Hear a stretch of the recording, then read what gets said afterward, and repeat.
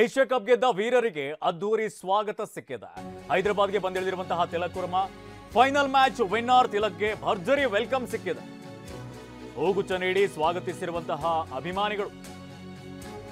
ಏರ್ಪೋರ್ಟ್ನಲ್ಲಿ ಅಭಿಮಾನಿಗಳ ಹರ್ಷೋದ್ಗಾರ ಮುಗಿಲು ಮುಟ್ಟಿದೆ. ಮುಂಬೈಗೆ ಬಂದಂತಹ ಸೂರ್ಯಕುಮಾರ್ ಯಾದವ್ ಹಾಗೆಯೇ ಹಾರ್ದಿಕ್ ಪಾಂಡ್ಯ, ದುಬೈನಿಂದ ಈಗ ಒಂದೊಂದೇ ಆಟಗಾರರು ವಾಪಸ್ ಆಗ್ತಾ ಇದ್ದಾರೆ. ಅವರಿಗೆ ಅದ್ದೂರಿ ಸ್ವಾಗತ ಈಗ ಸಿಗ್ತಾ ಇದೆ. ಫೈನಲ್ ಪಂದ್ಯದಲ್ಲಿ ತಿಲಕ್ ವರ್ಮಾ ಅದ್ಭುತವಾದಂತಹ ಬ್ಯಾಟಿಂಗ್ ಪ್ರದರ್ಶನವನ್ನು ನೀಡಿದರು. 53 ಎಸೆತಗಳಲ್ಲಿ 69 ರನ್ ಅನ್ನ ಹೊಡೆದಿದ್ರು. ಒಂದ್ ಕಡೆಯಲ್ಲಿ ಮ್ಯಾಚ್ ಸೋಲುತ್ತೆ ಅನ್ನುವಂತಹ ಆತಂಕ ಆಯಿತು. ಯಾಕಂದ್ರೆ 20 ರನ್ಗೆ ಭಾರತದ 3 ವಿಕೆಟ್ ಪತನವಾಗಿತ್ತು.